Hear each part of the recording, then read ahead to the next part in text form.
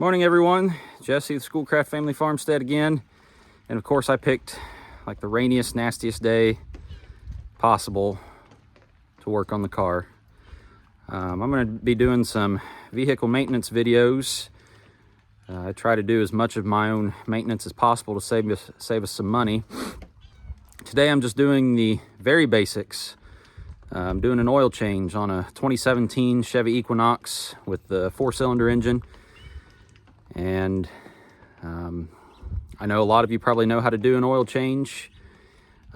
This one was actually the first one that I ever changed with the cartridge style oil filters. I'm used to the metal canister style oil filter. I've always had older vehicles, and so this was the first one with that cartridge style filter. So I had a little bit of learning to do first before I changed the oil on this the first time. So I'm just going to do a quick run through of what it takes to change the oil on this vehicle, in case you're curious yourself and want to save yourself a little bit of money and do the oil change yourself. The tools you need for this are a jack and a couple of jack stands, an oil drain pan, and a small funnel, some 5W30 full synthetic oil that is Dexos approved. You also need an oil filter, not including the cat back there that's taking advantage of the engine heat, but you can stick around for some bonus footage at the end of the video with some bloopers involving that cat, a 15mm socket, and a 3/8 ratchet. And then with that, you'll also need a long extension, a short extension, a swivel head, and all of that attaches to the oil filter cap socket, which is supposed to be 32mm, but you can also make 1 1/4" work as well, like I do, and a small flathead screwdriver. All right, first things first, we're under the car now, and you can see the oil pan is very clearly right here at the bottom of the engine. You'll see your drain plug back here at the back. You just need a 15mm wrench or ratchet, or I'm sorry, wrench or socket with a ratchet. I've got a 15mm socket with a 3/8 ratchet, so I'm just gonna undo the drain plug here very carefully.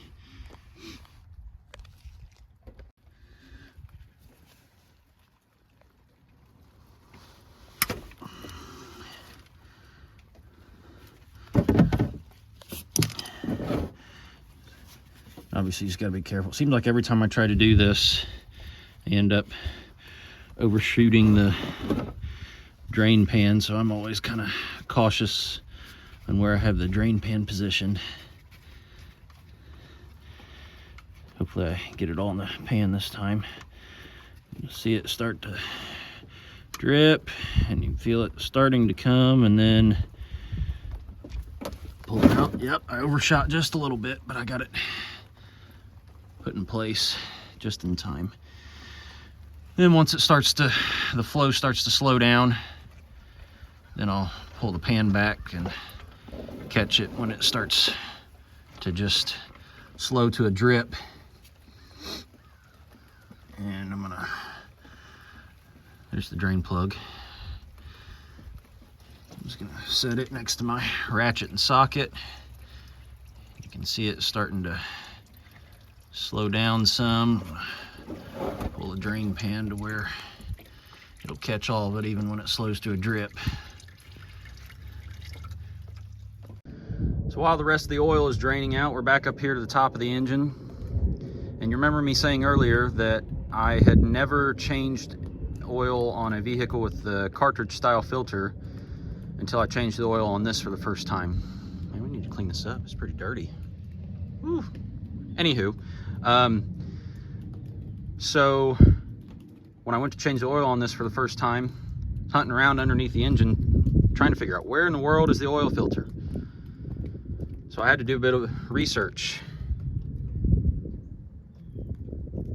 There it is, right there. If you look right above the oil dipstick, the yellow handle right there, that black cartridge right there, that black cap, that's where your oil filter is, okay?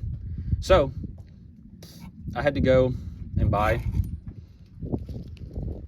this socket, I actually got 1.25 inches, and I'll just recommend not doing what I do. Sorry. I think it's actually 32 millimeter if I remember correctly, or it might be smaller than that. Heck, I can't remember the actual size, but I got 1.25 inches, and this is what is used to fit the top of the cap right there. And you can see I've got it held together. I've got the swivel socket at the end, a short extension and a long extension on my 3/8 ratchet to be able to reach down there to the filter cap. So this cap should not be on there crazy tight, but you can see there's all sorts of stuff in the way that makes it kind of a pain. All these wires are in the way, so you kind of have to snake your way through until you get onto the cap right here. And it's not the easiest thing in the world to undo. It has quite a bit of resistance, especially with all the swivel and all the extensions in the way. Let's see if I can get my phone to stay put. I doubt that I can. But anyway, so it doesn't come off very easily there. It just really broke loose. But when you go to put it back on, you don't want it to be extremely tight because it could pinch the gasket. I think it's loose enough now to where I can get it off the rest of the way by hand.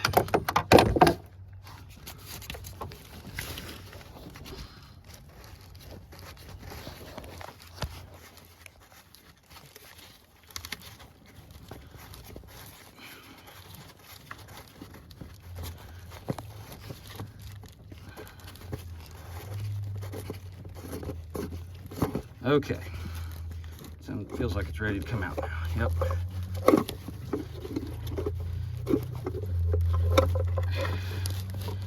And it's almost impossible to get it out without getting a little bit of oil residue on something. Just kind of have to do the best you can. And there it is. You can see my assistant there. Cat's a pest. Always in the way of everything. But anyway, here it is. It got a little cockeyed when I was bringing it out. There's the filter though. So then next thing you do is just pull the filter out of the cap. It snaps in. There we go. There's the filter. In the trash it goes. Here's the cap. Sorry, my hand's in the way. There's the cap. All right, so we popped the filter out. Here's the cap. Now the next thing we need to do, there is an O-ring right here at the base of the cap that we need to replace. You should, when you get a new filter, it should come with a new O-ring. So that's what we are going to do next. Just use a small flathead screwdriver and pop off this O-ring here. So I've got my flathead screwdriver. Ooh, getting real close. The assistant is keeping warm with the engine heat. Thanks for your help, Cat. Okay, so got the flathead screwdriver. I got the O-ring out from its groove right there at the base of the cap, and just use the screwdriver and then your hand to remove the old O-ring, and we can discard it in the trash as well. Next we'll get our new filter installed and put the new O-ring that should come with your filter. It's something you need to make sure of too. Make sure you get a filter that comes with a new O-ring. I've gotten filters before that did not come with a new O-ring. So you just want to make sure that you get one with a new O-ring. I usually just pop open the box, just make sure it's got a new O-ring with it, and we'll get the new filter installed along with the new O-ring. Okay, here's our new filter. Yes, I know it's a Fram filter. I've seen all sorts of posts on social media bashing the quality of Fram filters. I realize they're not the best. It's the most reasonable price-wise. I know it's not much of a difference in price, but box tried to blow away on me. But the manual on this Equinox says to change the oil every 7,500 miles. I've always just grown up with the idea that you change it every 5,000, so I change it even more than recommended, and it's just kind of a good benchmark doing it every 5,000 miles. So I guess I kind of use that to justify not spending as much money on the filter. It says it's got what's it say, 10,000 mile protection. Nope, that's kilometers. We live in the United States. 10,000 mile protection. Yeah, but I realize the quality is not the best on these Fram filters, but I change the oil more often than recommended, so I guess that's a good excuse. I think this was $5.63 at Walmart, if I remember correctly, this filter was, so very reasonable for an oil filter. Okay, first thing we're going to do, we have our new O-ring, and I'm going to get some of the new oil here and just get a very small amount of oil on my finger. So I'll just dump just a very tiny amount in the cap here is usually how I do it. Yep, there we go. Don't need much, but you want to do this to keep the new O-ring from pinching, and then put a liberal amount on the new O-ring. Now we have our cap. I'm just going to slide it over, make sure it's in its groove, make sure it's lined up properly all the way around. Looks good. Last step, we have our new filter. We're just going to snap it in place till you feel it pop all the way around, and make sure it's even, make sure it's not cockeyed like it was when I removed it, because it was in the way of the wires were in the way as we were removing it. Looks good. Last step will be to install it. Okay, last step is to put the filter in its cap, snake it through this tight area. Surely they could have put the oil filter in a better spot. Wow, I just got that to land perfectly right in its spot. And then just make sure you get it to where it's tightening properly, not cross-threading, obviously. Make sure it turns smoothly. Get it started by hand. Like I mentioned earlier, you don't want to over-tighten this. Just want to make sure it's snug. Okay, I've got it pretty snug by hand. I'm just gonna tighten it just a little bit more with the ratchet. Oh, wrong way. That might help.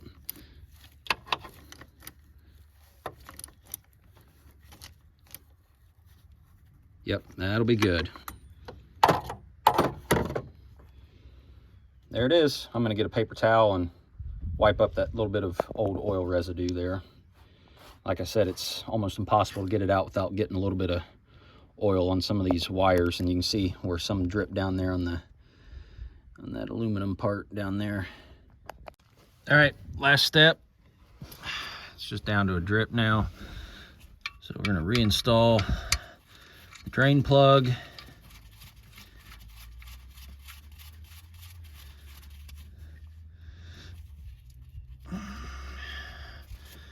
Wipe away that oil residue. And then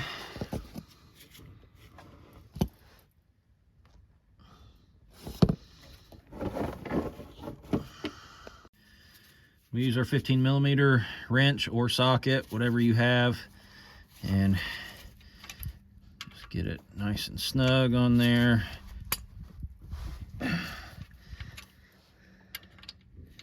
This probably has some sort of torque spec. I'm not sure what it is. I usually just get it good and tight. All right, then your last step, probably your most important step too. If you don't do this, you're not going to go very far, and then your engine will be toast.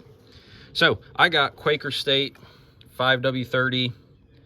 I always try to get the full synthetic. I started getting the high mileage once we got around 75,000 miles. This I found the GM or the Equinox manual recommends, doesn't recommend, I think it says you need to use the Dexos approved. I don't remember exactly what that means. I think it's some of the detergents it has in the oil. But it says to use Dexos approved oil in this engine. I'm going to do another video about this this car as a whole and this engine. I'll just put it this way. Not a fan. I've always been a GM guy my whole life, but this particular engine, it's the 2.4 liter 4-cylinder. I would just recommend steering clear. Regardless, it's still going, and I try to keep it going by doing this. But anyway, this is the only that I can recall. There might be another one. I think Castrol might as well have high mileage, full synthetic with the Dexos approved stamp on it, 5W30. Last step is to pour in the new oil, top of the engine. Obviously it goes right here. There's your cap, Dexos 5W30. I already took that off. Now we just got to pour the oil in there very carefully, of course. I believe the oil capacity on this engine, if I remember correctly, is right at 5 quarts, so it's perfect just to get one of these large jugs. I believe this jug at Walmart is $22.97. I found that I've shopped all over the place just because I'm always looking for the best bang for my buck. I found that getting the oil and filter at Walmart is the most reasonable. So I paid, I think, $22.97 plus tax for this jug, and then I think it was $5.63 for the filter. So that would come out to what, $28.60? If I remember, if I'm doing my math correctly. I think it's $28.60 plus tax. So, I mean, if you paid to have it done, you never know how good a care they're going to take with your vehicle. And you know that, ooh, tried to slip on me. You know you're going to take good care of it, obviously. And, you know, if you do your research and watch videos like I have in the past, then you know what you're doing. You can save some money and make sure that it's being done right yourself. Once it gets slowing down to a drip, just got pretty much all 5 quarts in there. Take the jug. I'll pour the old oil in the jug here in a minute.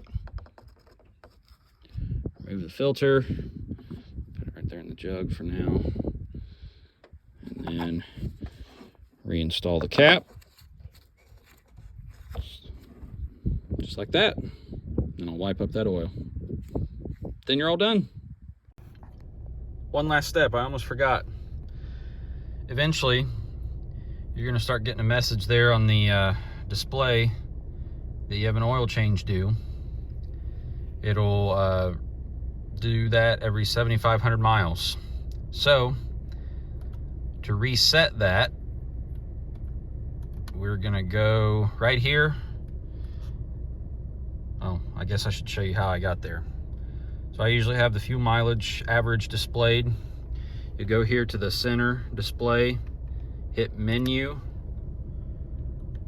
and either that will be displayed, remaining oil life, or it could be that, or your tire pressure.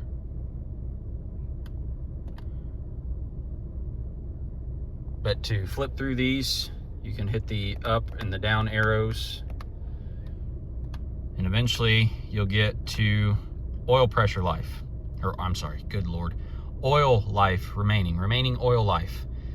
So once you get there, hit the set button. This will be displayed.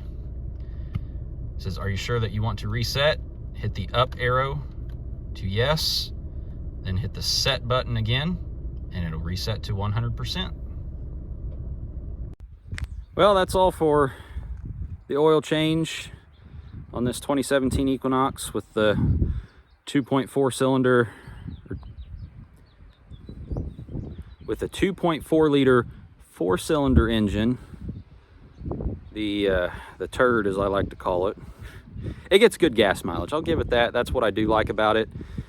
It's really about all I like about it, but I'll do another video on that another day. But if I wasn't making this video, and once you get the hang of changing the oil like that, you can get it done in like 20 to 30 minutes. It's really quick and easy. You don't need much in the way of tools, and you just probably will have to get that oil filter cap socket. And other than that, you've more than likely got everything you need. If you've got a basic wrench set or ratchet and socket set, you've more than likely got everything you need, other than your oil and your filter. But I do that every 5,000 miles. I know the manual for this recommends every 7,500, like I mentioned earlier. It's just what I grew up with. We changed the oil on our vehicles every 5,000 miles when I was a kid. So it's just something that's ingrained in me, so that's what I do.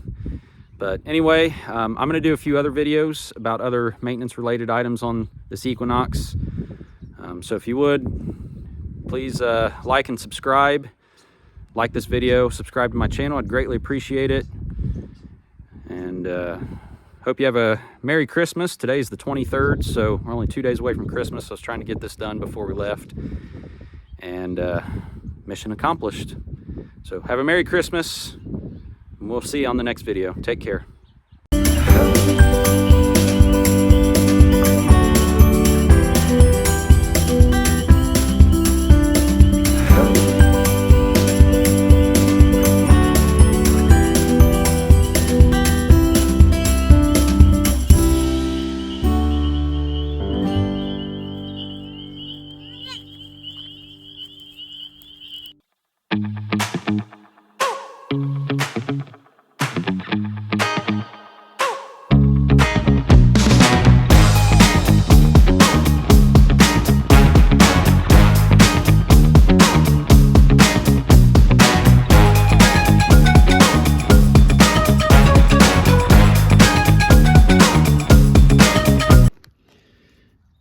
So there's the flathead screwdriver. Uh-oh.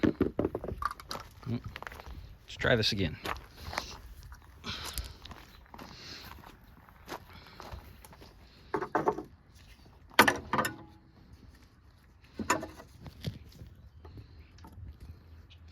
When you go to put the new O-ring on the cap, and then when you go to tighten the cap down with the new filter installed, this will help keep that O-ring from pinching. Oh, are you kidding me? Move, cat. Yeah, I know. Sorry to bother you. But so it's nice and lubricated. Cat, get out of the way. Good gosh.